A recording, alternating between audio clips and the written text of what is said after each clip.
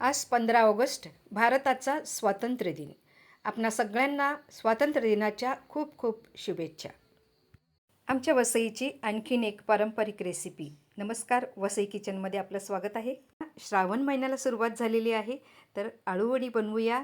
आणि ही माझ्या आजीची रेसिपी आहे. खूप छान सुंदर अशी अळूवडी होते. तर त्यासाठी इथे वडीचं अळू घेतलेलं आहे. अळूवडी बनविण्यासाठी आम्ही असं थोडंसं काळपट रंगाचं हे पान असते, त्याची किनार देखील चांगली अशी काळपट रंगाची असते. आमच्या बागेतली ही अळूची पानं काढलेली आहेत, अगदी ताजी ताजी आहेत. तर असा देठ प्रथम काढायचा, त्यानंतर हा जाडसर भाग असतो तो देखील काढायचा आहे. हा भाग काढला नाही तर अळू फाटण्याची शक्यता असते.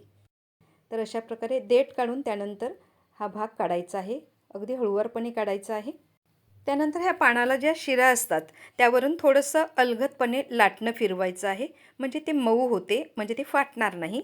त्यासाठी अशा प्रकारे सगळ्या पानांना मी लाटणं फिरवून घेतलेलं आहे. इथे मी अगदी थोडीशी छोट्या लिंबा एवढी चिंच घेतलेली आहे आणि ती थोडंसं चिंचेचा आपण कोळ काढून घेणार आहोत. जेवढी चिंच आहे त्याच्या दुप्पट गूळ घ्यायचा आहे. बॅटर बनविण्यासाठी मोठं बाऊल घेतलेलं आहे आणि हे मी पाव किलो बेसन घेतलेलं आहे आणि ह्या तांदळाचं पीठ घेतलेलं आहे. मीडियम साईजचे 6 अळूची पानं मी घेतलेली आहेत. तर त्यासाठी मी 5 मोठे चमचे बेसन घेतलेलं आहे आणि 1 चमचा भरून तांदळाचं पीठ घेतलेलं आहे. तर टोटल 6 चमचे मी इथे बेसन आणि तांदळाचं पीठ घेतलेलं आहे. 2 टीस्पून धने पावडर घेतलेली आहे. 1 टीस्पून जिरे पावडर, 1.5 टीस्पून बॉटल मसाला घेतलेला आहे, तुम्ही मिक्स मसाला वापरू शकता. अर्धा चमचा हळद पावडर आणि अर्धा चमचा हिंग पावडर घेतलेली आहे. पाव चमचा ओवा घेतलेला आहे, हाताने चांगला असा चोळून तो घालायचा आहे. 1 टीस्पून गरम मसाला पावडर, 2 टेबलस्पून पांढरे तीळ घेतलेले आहेत आणि 1 टीस्पून मीठ घालायचं आहे. 2 टेबलस्पून खोवलेला नारळ घालायचा आहे. नारळ नक्की वापरा, खूप टेस्टी होते. माझी आजी देखील नारळाच्या दुधातले फक्त अळूवडी बनवायची, खूप टेस्टी होतात. त्याचा व्हिडिओ मी मागे एकदा दिलेला, त्याची लिंक दिलेली आहे, तुम्ही पाहू शकता. तर हे सगळं आता मिक्स करून घेतलेलं आहे. बाऊलमध्ये चिंच भिजत घातलेली, त्यातली मी चिंच काढलेली आहे, तो कोळ काढलेला आहे. त्यामध्ये हा गूळ मिक्स करायचा आहे. 2 टेबलस्पून गूळ घेतलेला आहे.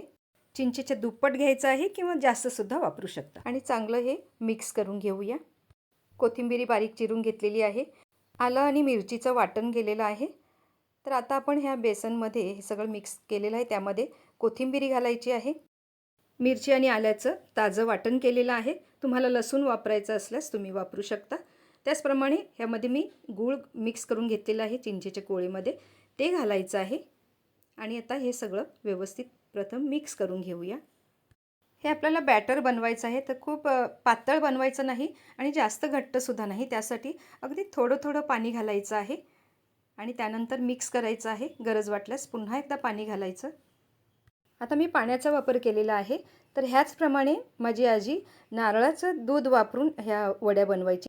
त्याचप्रमाणे झटपट अळूचं सान्नं कसं बनवायचं ते देखील त्या व्हिडिओमध्ये मी दिलेलं आहे, तुम्ही नक्की चेक करा. तर आता हे पुरेसं पाणी घातलेलं आहे आणि अशा प्रकारे जाडसर असं हे बॅटर ठेवायचं आहे. तर आता हे अळूचं पान आपण घ्यायचं आहे, अशा प्रकारे ठेवायचं आहे पान आणि त्यानंतर हे बॅटर लावून घ्यायचं आहे. खूप जास्त असं जाडसर थर द्यायचं नाही, अगदी पातळसा असा थर द्यायचा. जिकडे जास्त वाटेल ते हाताने असं बोटाने काढून घ्यायचं आणि चांगलं व्यवस्थित पसरवून घ्यायचं. संपूर्ण पानाला हे बॅटर लावून घ्यायचं. अशा प्रकारे हे सगळं पसरवून घेऊया. त्यानंतर हे आता दुसरं पान अशा प्रकारे उलटं ठेवायचं आहे, असं उलट सुलट ठेवायचं आहे.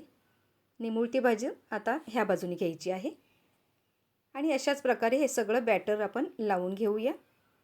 श्रावण महिन्यातली पातोळी रेसिपी, आंब्याच्या रसातली पातोळी, अशा 2-3 प्रकारच्या मी पातोळ्या रेसिपी दिलेल्या आहेत. ट्रेडिशनलसुद्धा दिलेली आहे, तर तुम्ही नक्की चेक करा, मी डिस्क्रिप्शनमध्ये दिलेली आहे. अळूची मी 6 पानं वापरलेली आहेत. तर ह्या 6 पानाला इथे मी पाव किलो बेसन घेतलेलं, त्यातलं मी 175 ग्रॅम एवढं बेसन वापरलेलं आहे.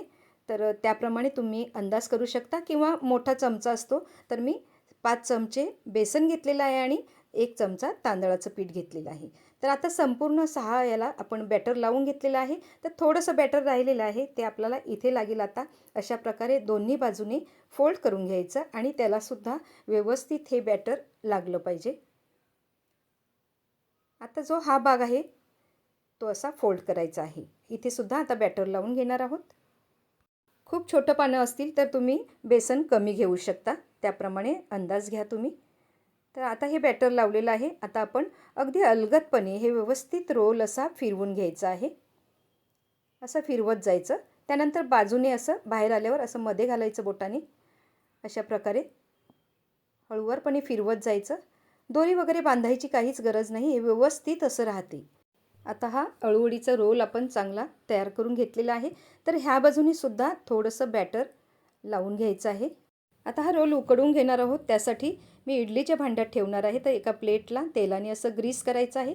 तुमच्याकडे चाळण वगैरे असेल तर चाळणला थोडंसं तेल लावून त्यानंतर तुम्ही ते पातेल्यावर ठेवून उकडवून घेऊ शकता.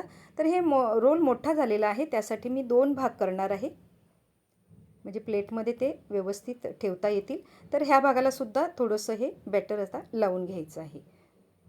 दोन्ही बाजूने लावून घ्यायचं आहे. मी हे इडलीच्या भांड्यामध्ये उकडवून घेणार आहे. त्यासाठी गॅसवरती इडलीच्या भांड्यात थोडंसं पाणी घालून ते फास्टवर ठेवलेलं आहे. तर पाणी गरम झालेलं आहे.